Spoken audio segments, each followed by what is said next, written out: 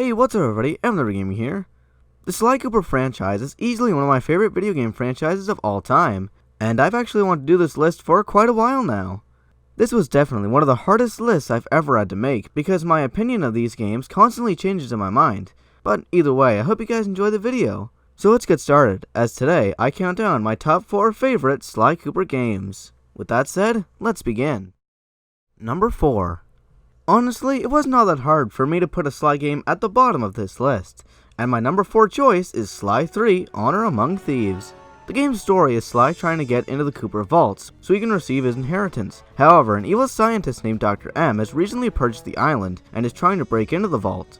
Sly realizes he'll need to recruit new members to the gang in order to break in, and so he travels around the world and recruits new members including the Guru, Penelope, the Panda King, and Dimitri. I love this game, and it was a great way to end the Sly PS2 trilogy. However, this game has some of my least favorite missions in the entire franchise, like Cooper Hangar Defense, Frame Team Iceland, and just about all of Dimitri and Penelope's missions. On the other side, this game also has a lot of my favorite missions in the franchise, including Lemon Rage, the Ancestor's Gauntlet, the semi-final dogfights, and pretty much all of the first level. All in all, Sly 3 Honor Among Thieves is a very enjoyable game, and the ending to it is one of my favorite video game endings of all time.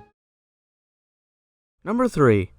My number 3 choice goes to the game that started it all, and that of course means that next is Sly Cooper and the Thievius Raccoonus. The story of the first game is a simple yet still very enjoyable one.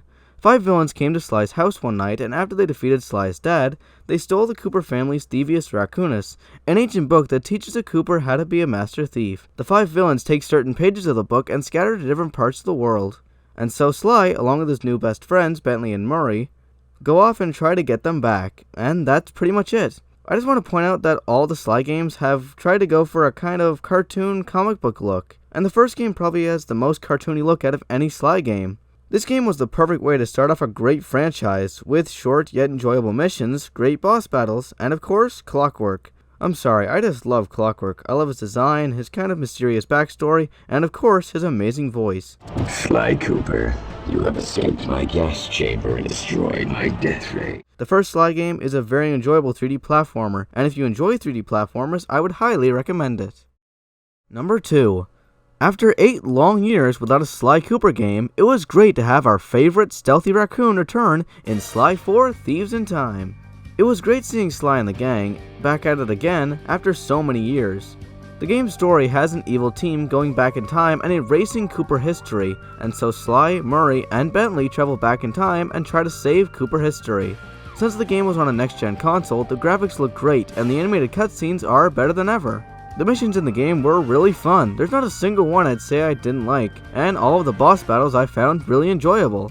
The game also brought back a few things that weren't in Sly 3, like the clue bottles and collectible treasures around the levels. The game is a lot of fun, and that secret ending at the end when you get 100% on the game is one of my favorite secret endings in gaming history, and I cannot wait for Sly 5. And finally, number 1. And now, my favorite Sly Cooper game of all time is Sly 2 Band of Thieves. Not only was it the first Sly game I ever played, this was the first 3D platformer and the first console game I've ever played. Actually, come to think of it, from what I've heard from a lot of other YouTubers, this was also the first Sly game they ever played. But anyway, the game's story is about an evil group called the Claw Gang stealing all the Clockwork parts, and have gone to several parts of the world to use them in their own villainous ways. Sly 2 is also notable for being the first game in the franchise where you can play as Bentley and Murray actually on the field. The game's graphics were greatly improved from the original, and the levels were much bigger and a lot more fun. The game also introduced ThiefNet and findable treasures. The game also had very enjoyable missions, great boss battles, and of course the introduction of Dimitri. Sly 2 is a fantastic game, and if you haven't played it yet, I would highly recommend it, especially if you're a fan of 3D platformers.